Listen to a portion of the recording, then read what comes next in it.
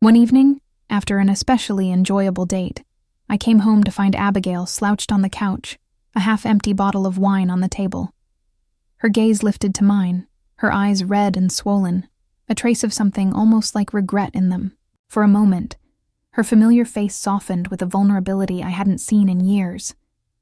But before I could make sense of it, she whispered, "Kenneth." I told him I couldn't. I wouldn't. I froze, my mind racing. Was this the moment she'd finally grasped what her actions had done, the pain she'd carved into me? Then, as if fate itself had something to say, the doorbell rang, shattering the moment. Abigail flinched, her gaze darting toward the door. Without needing to look, I knew exactly who was on the other side. And there he was, Kenneth, standing there with a smug smile, clutching a bouquet of lilies, Abigail's favorite. "Hey, Randy, thought I'd surprise you both," he said with a nonchalant grin. Abigail mentioned she loved these, so I thought, why not? His utter lack of awareness, his casual disregard for what he'd done, would almost have been laughable if it wasn't so enraging. "That's thoughtful of you, Kenneth," I replied, taking the flowers, their fragrance suddenly thick and nauseating. I stepped aside, blocking his entry with my body. "Abigail's finishing up some work. But come on in. How about a drink?" I raised my hand, gesturing him inside. "Unless you have somewhere else to be." In the living room, Abigail's quiet sobs carried. Through the silence, each one a painful reminder of everything that had crumbled between us. I turned to Kenneth with a steady, deliberate gaze. "So, Kenneth," I said, "we need to have a talk.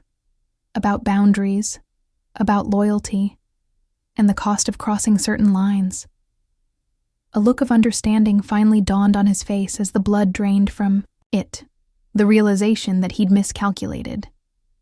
He'd assumed I'd just sit back and take it, like some passive, oblivious husband. But he was about to meet someone else entirely.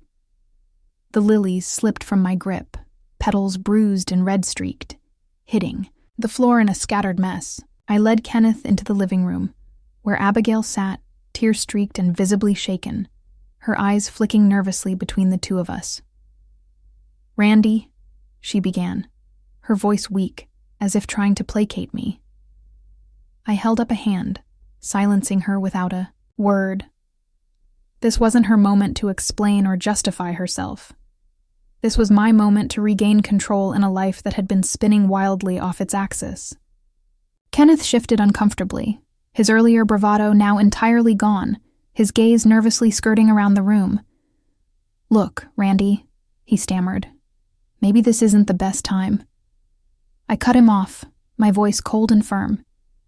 "I'll decide the timing, Kenneth, and right now, the three of us need to clear a few things up."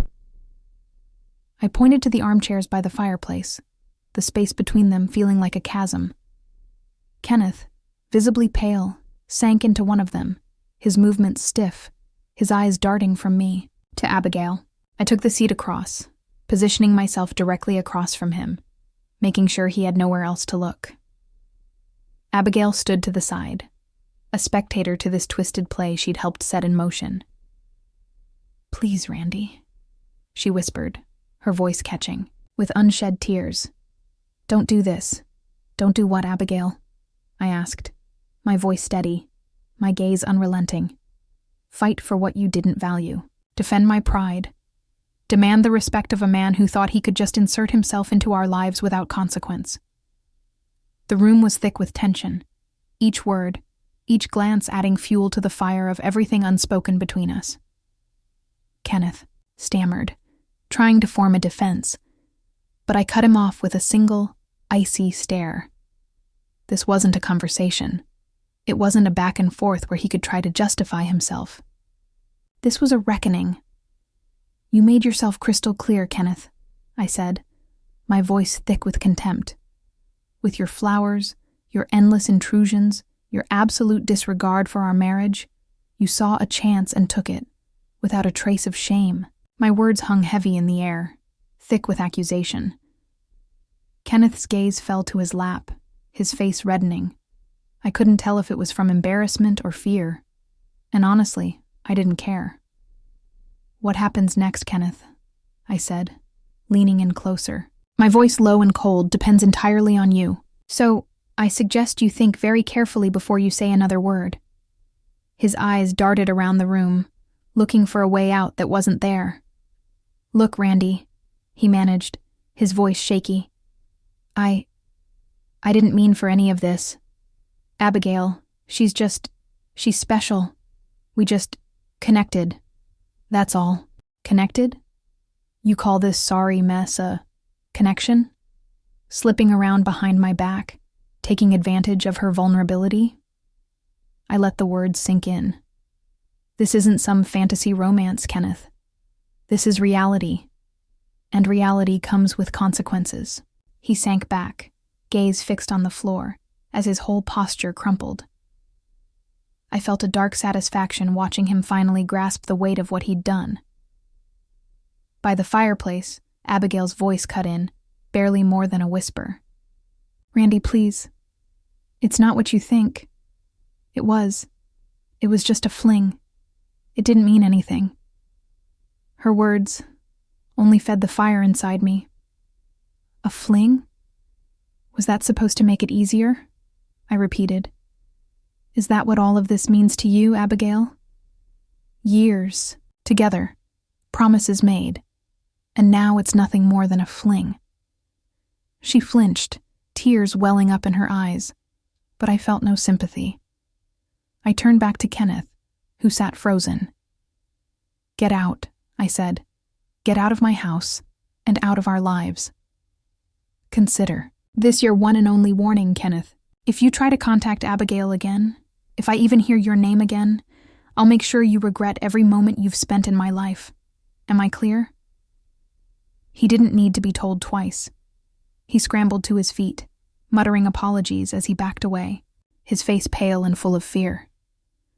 I followed him to the door, my gaze hard and unwavering. He nearly tripped in his rush to leave, desperate to escape the tension suffocating the room. When the door slammed shut, I turned back to Abigail, who stood there, pale and trembling. "As for you," I said, "we're not even close to finished here." The silence in the wake of Kenneth's exit felt absolute, punctuated only by Abigail's uneven breathing and the ticking of the clock in the hallway. Whatever illusion we had of a normal life was gone. There were no fragile bonds left to save us, only two strangers standing amidst the rubble of promises that now meant nothing. "Randy, please," she said, but I raised a hand, silencing her.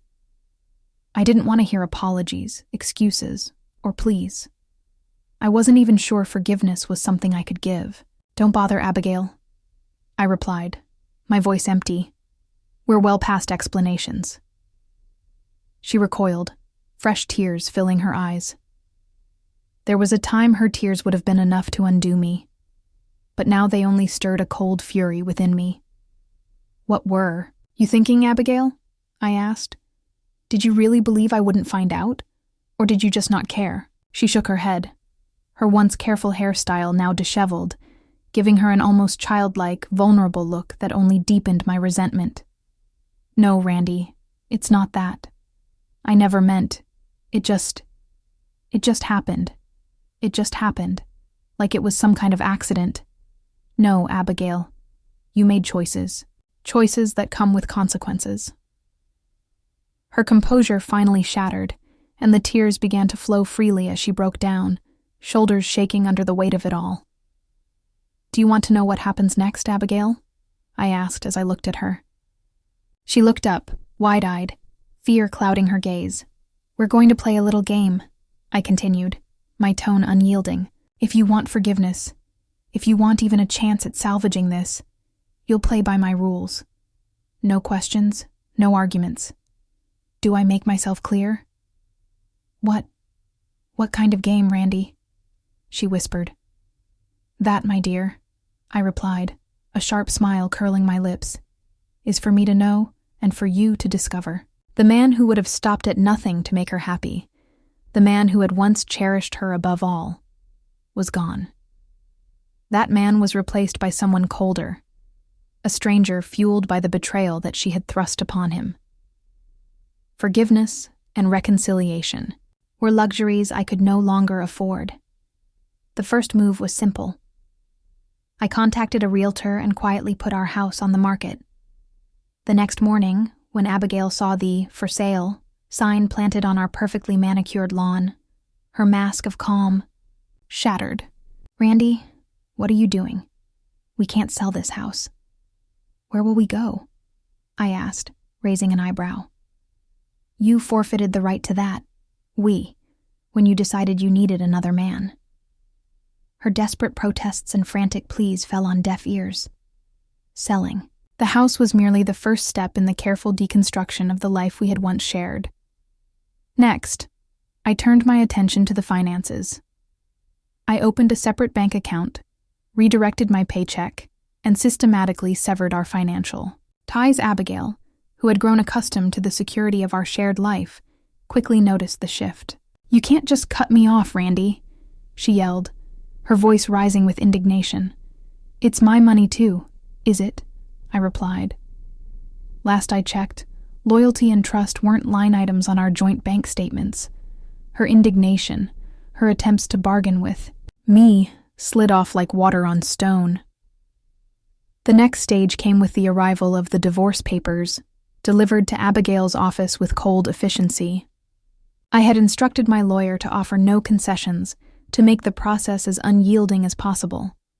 Abigail's tearful calls, her desperate attempts to negotiate, were met with stony silence, or, on certain satisfying days, a curt "speak" to my lawyer. Word of the divorce rippled through our social circles, a slow wildfire of rumors and whispers. Friends who had once shared meals and laughter with us now struggled to navigate the uncomfortable terrain of our broken relationship. Dinner invitations dwindled, replaced by awkward silences and sidelong glances. Abigail, who had once been the envy of our social circle, the successful realtor with a charming husband and a seemingly perfect life, now found herself adrift, isolated by a sea of pity and judgment. Of course, she didn't back down quietly. She hired an aggressive lawyer, known for squeezing the best settlements from unprepared spouses. But I was ready for her. Years spent meticulously managing our finances, once meant to secure our future, became my weapon. Every hidden asset, every questionable expense she tried to conceal, was laid bare in court, each one a testament to her deceit and my preparation. The legal battle dragged on, brutal and unyielding, a war of attrition fought in endless legal filings. Friends, concerned by the chill in my demeanor and the calculated precision with which I was unraveling my life with Abigail, kept encouraging me to seek some path toward healing. They spoke of therapy, forgiveness, moving forward. Their well-meaning advice rolled over me, hollow and irrelevant. Forgiveness? Moving on.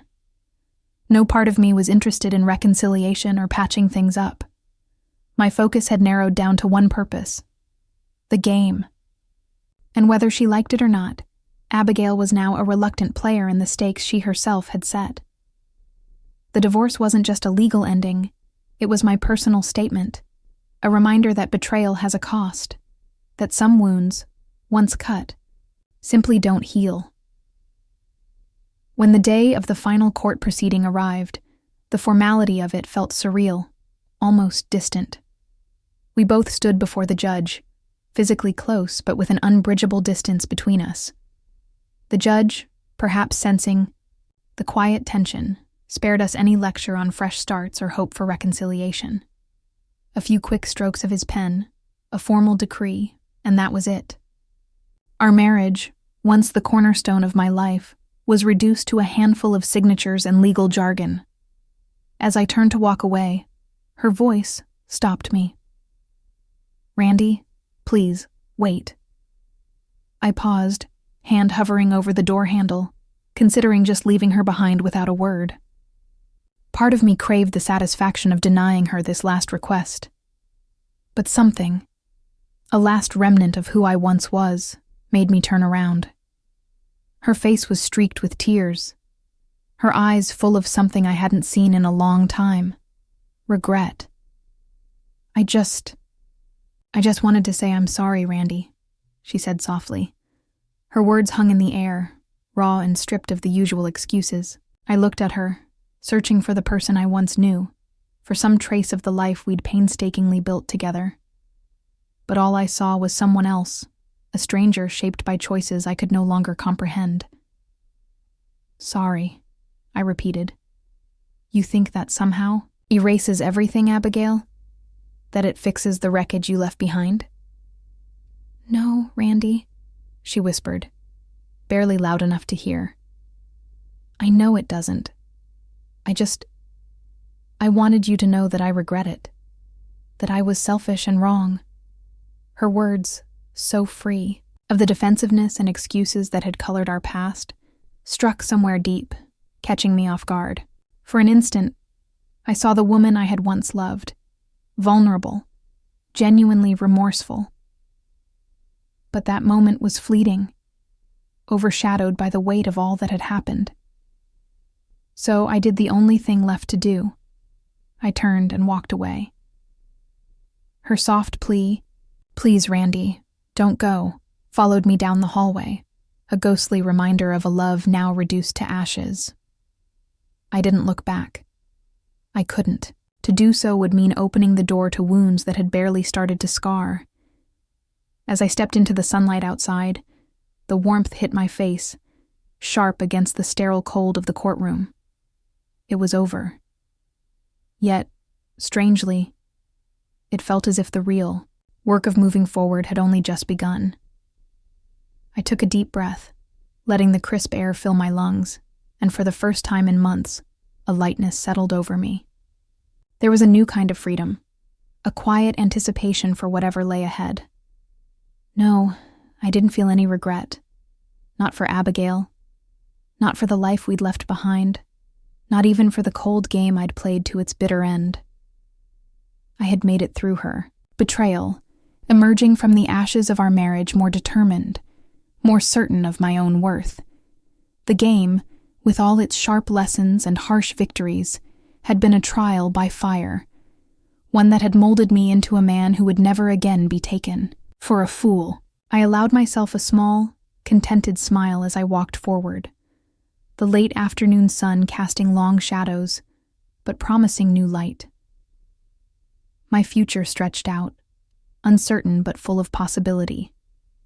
The game was over, and in the end, I had won, against the odds, against every doubt. And as I stepped into the horizon, I knew that I had, at last, left the past behind.